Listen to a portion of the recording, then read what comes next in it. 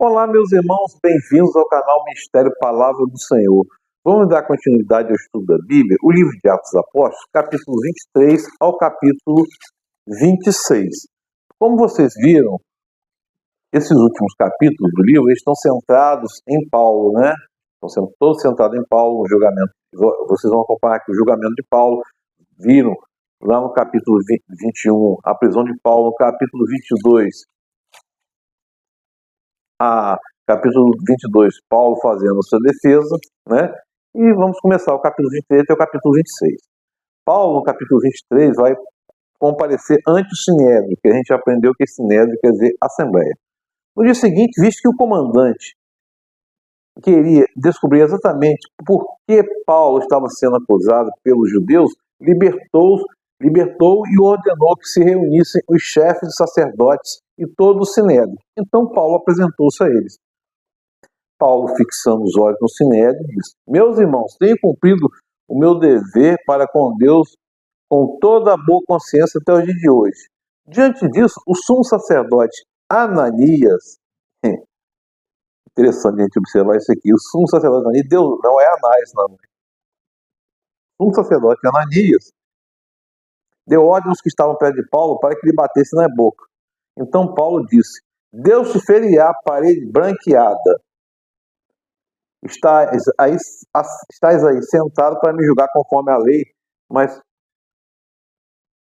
contra a lei mandas me ferir? E aí, meu irmão, esse termo, palavra branqueada, é um termo que Jesus falou, vocês são como sepulcros caiados, né? Limpos por fora, mas cheios de toda imundícia por dentro, coração, né? Quem está falando parede branqueada quer dizer com aparência atraente, mas cheio de conteúdo impuro, né?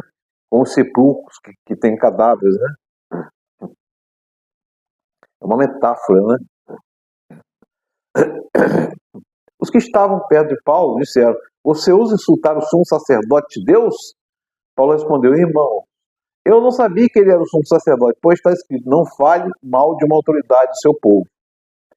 E aí Paulo vai fazer a defesa dele aqui diante do Sinédrio, né? Irmão, sou fariseu, filho de fariseu, estou sendo julgado por causa da minha esperança na ressurreição dos mortos. Dizendo isso de uma violenta discussão entre fariseus e saduceus. Porque os saduceus, eles não acreditam na ressurreição, tá?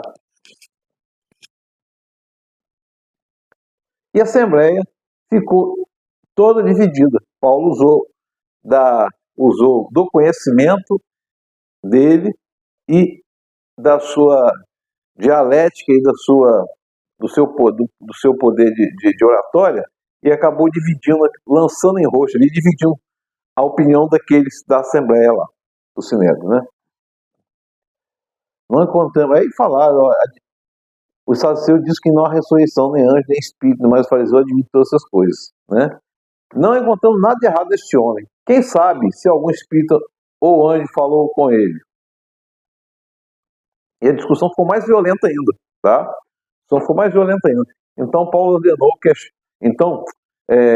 foi ordenado que as tropas descessem e o retirassem à força do meio dele, levando para a Fortaleza Antônia aqui, tá? No dia seguinte, o Senhor, pondo-se ao lado dele, disse: coragem. O Senhor Deus colocou ao lado dele e disse: coragem. Assim como você testemunhou a meu respeito em Jerusalém, deverá testemunhar também em Roma. Meu irmão, minha irmã. Interessante a gente ver isso aqui, né? E aí desse meio aqui, vai acontecer uma conspiração para matar Paulo. Na manhã seguinte, os judeus tramaram uma conspiração e juraram solenemente que não cometeriam nem beberiam enquanto não matassem Paulo. Mais de 40 homens estavam envolvidos na conspiração. E aí o sobrinho de Paulo vai saber disso. Primeira vez que fala o sobrinho de Paulo aqui, né? Então o sobrinho de Paulo, filho de sua irmã, são os dois únicos momentos que se fala da família de Paulo, teve conhecimento dessa conspiração, foi à fortaleza e contou tudo a Paulo, e chamando um dos centuriões, disse: leve esse rapaz ao comandante, ele tem algo para lhe dizer. E levou o comandante e ele falou: o que você tem para me dizer, rapaz? Ele respondeu: os judeus planejam planejaram pedir-te que os apresente a Paulo no Sinédrio de manhã, sob pretexto de buscar informações mais exatas a respeito dele. Não te deixes convencer, pois mais de 40 deles estão preparando uma emboscada contra Paulo. E aí, diante disso, o que vai acontecer? Paulo vai ser transferido para Cesareia.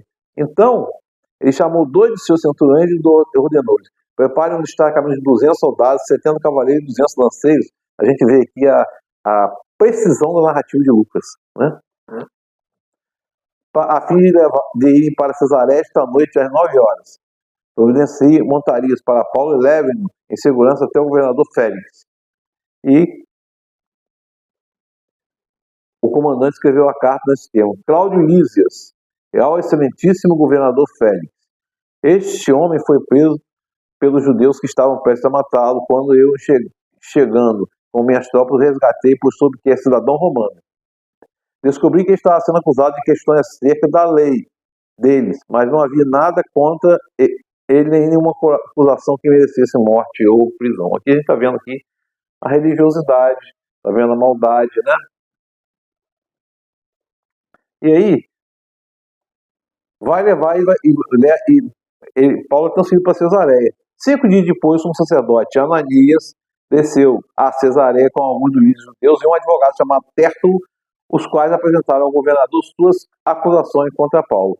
Quando Paulo foi chamado, Tértulo apresentou-lhe sua causa a Félix, né, que era o governador. Tendo desfrutado de longo período de paz durante o teu governo e o teu providente cuidado, resultou reforma nessa nação. Em tudo e em toda parte, excelentíssimo Félix, reconhecemos esse benefício com profunda gratidão. E aí, eles vão falar de Paulo agora. Verificamos que este homem é um perturbador que promove tumulto entre os judeus pelo mundo todo. Ele é o principal cabeça da seita dos nazarenos, até mesmo tentou profanar o templo. Então prendemos e quisemos julgá-lo segundo a nossa lei. Mas o comandante Lísias interveio e com muita força arrebatou de nossas mãos. E aí os judeus confirmaram a acusação, garantindo que as afirmações eram verdadeiras.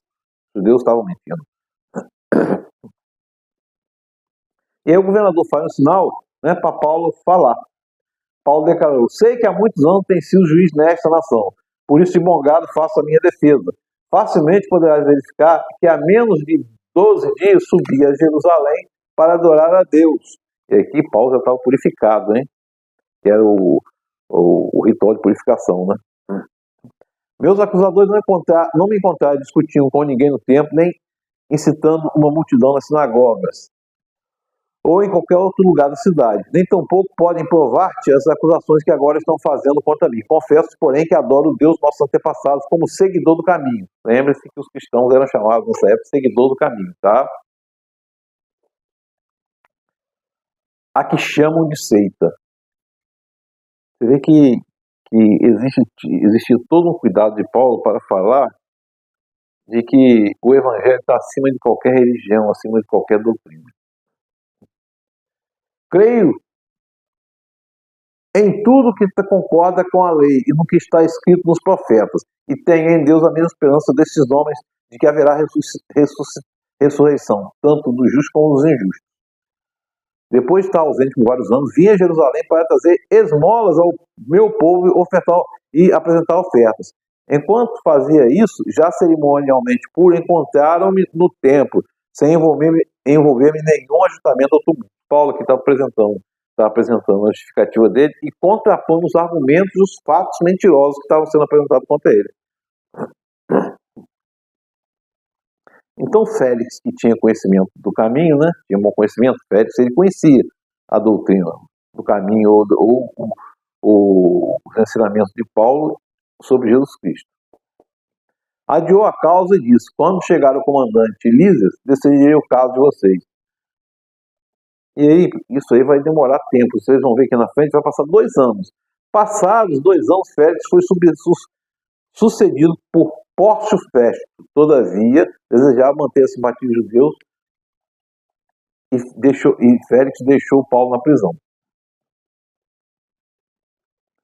E aí, vai acontecer o julgamento de Paulo perante Festo.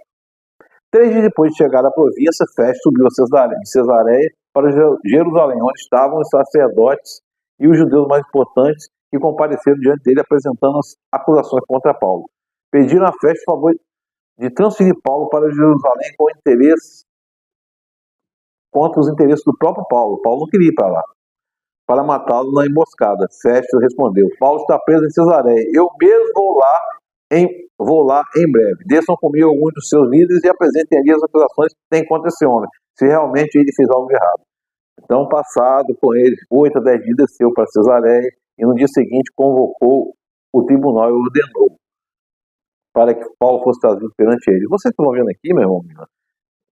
O tempo passando, já tem mais de 2 anos aqui o tempo passando e Paulo, eles estão percebendo que esses capítulos de Atos estão centrados na figura de Paulo, que Paulo foi o grande propagador do Evangelho, foi o grande propagador do Evangelho, o grande mestre do Evangelho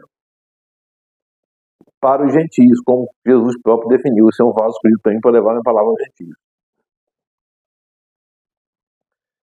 E aí, passou 10 dias, Paulo apresentou os judeus que tinham chegado da Jerusalém, se aglomeraram ao seu redor, fazendo acusações graves contra ele, né? Então Paulo vai fazer a seguinte defesa: nada fiz de errado contra a lei dos judeus, contra o templo ou contra César. Cesareia é a cidade em homenagem a César, né? Por isso que o nome é Cesareia. Festo, que não prestaram favor ao judeu, perguntou a Paulo: você está disposto a ir a Jerusalém e ali ser julgado diante de mim acerca dessas acusações? Paulo respondeu: estou agora diante do tribunal de César, onde devo ser julgado. Não fiz nenhum mal aos judeus, como bem sabe. Se de fato sou culpado de ter feito algo que mereça a pena de morte, não me recuso a morrer. Você vê da consciência de Paulo, da certeza de Paulo. E aí, depois de ter consultado os conselheiros, Festo declarou: você apelou para César irá. E aí vai ver que Festo vai consultar o rei Agripa. Alguns dias depois, o rei Agripa e Berenice, né, que eram as mulheres, chegaram a Cesareia para saudar Festo, visto que estavam passando ali muitos dias. Festo explicou o caso de Paulo ao rei, que um homem que Félix deixou preso. Quando fui a Jerusalém, os chefes sacerdotes e líderes judeus fizeram acusações contra ele, pedindo para que ele fosse condenado. Apelando Paulo para que fosse guardado até a decisão do imperador, ordenei que ficasse sob custódia até que eu pudesse enviá-lo a César. Então Agripa disse a Festo: eu também gostaria de ouvir esse homem. Aí, pois amanhã o senhor vai ouvir, no outro dia, né? No dia seguinte, Paulo, né? No dia seguinte, Agripa e Berenice vieram com grande pompa, entraram na sala de audiência com os altos oficiais e homens importantes da cidade. Porém, por ordem de Festo, Paulo foi trazido. Então Festo disse: rei Agripa e todos os senhores aqui presentes, vejam este homem. Toda a comunidade judaica me fez petições a respeito dele em Jerusalém e aqui em Cesareia, gritando que ele não deveria mais viver, mas que ele nada fez para que mereça pena de morte. Toda a vida ele apelou para o imperador e decidiu enviá-lo a Roma. E aí, Agripa vai falar a Paulo: você tem permissão para falar de sua defesa? E Paulo começou sim a defesa dele. Rei Agripa, considero-me feliz por estar hoje diante de tua presença para fazer a minha defesa contra todas as acusações de judeus, especialmente porque estás bem familiarizado com todos os costumes e controvérsias. Todos os judeus sabem que tenho vindo desde pequeno, tanto em minha terra natal como em Jerusalém. E Paulo vai narrar aqui todo o comportamento dele,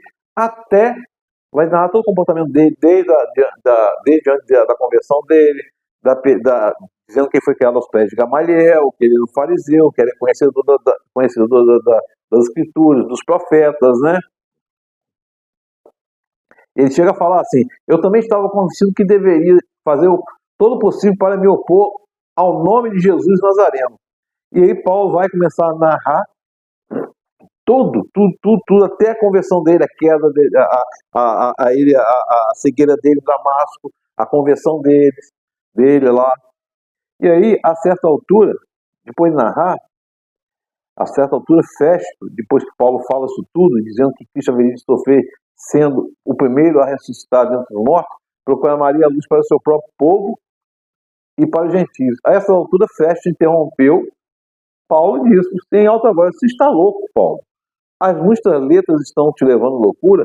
Respondeu Paulo: não estou louco, excelentíssimo Festo. O que estou dizendo é verdadeiro e de bom senso.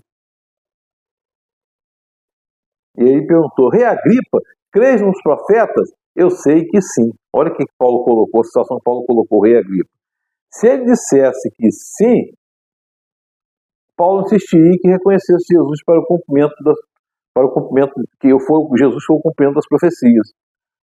O Antigo Testamento e as profecias falam de Jesus, se reportam para Jesus. E se dissesse que não faria sentido também. Se dissesse que não, ele teria problema também com os judeus devotos que aceitavam a mensagem dos profetas como a própria palavra de Deus. Olha só, Paulo colocou o rei Agripa, como diz o outro, numa chave de bico, numa sinuca de bico. Aí então Agripa, para se defender disso, você acha que em tão pouco tempo pode convencer-me a tornar-me cristão? Paulo respondeu: em pouco tempo ou em muito tempo, peço que Deus, que não apenas tu, mas todos que hoje me ouvem, se tornem como eu, porém sem estas algemas. Paulo está declarando as algemas. E a Agripa disse a Festo: ele poderia ser posto em liberdade se não tivesse apelado para César. Então, meu irmão, minha irmã, no próximo capítulo, Paulo vai ser levado a Roma. Os dois últimos capítulos, capítulos 27 e 28, Paulo vai ser levado a Roma. E vocês estão vendo aqui que da firmeza de Paulo, estão vendo aqui da consciência de Paulo, e estão vendo aqui, sobretudo, da fé de Paulo. E Paulo fala uma coisa aqui: tanto faz ser com pouco tempo ou com muito tempo, uma hora a palavra e o chamado de Jesus vai ser ouvido pelo seu espírito, vai ser ouvido por você, meu irmão. A questão não é apenas você declarar Jesus. A questão é você que o coração arrependido muda realmente e você se torna cristão de alma e pensamentos. Você passa a ter um novo entendimento, perspectiva da vida, meu irmão, minha irmã. Porque sem Jesus é vazio. A gente não tem esperança sem Jesus. Morreu, acabou, não. Jesus nos trouxe e transportou para outro nível. Qual é esse nível? A gente tem certeza, a nossa fé, produzida por Jesus, consumada por Jesus, é a certeza da nossa entrada na eternidade. Isso é a certeza do que Paulo está falando aqui. Mateus, Jesus chamou: vem, Mateus. Jesus disse ao paralítico: levanta, toma tua cama e anda. O chamado de Jesus é irresistível, meu irmão. O Espírito Santo de Deus esteja sobre nós, nos confortando, nos confrontando e nos consolando. Porque a palavra, ela te traz conforto, mas ela te traz confronto. E você só é realmente consolado e entende a palavra depois que você for confrontado. Deus abençoe.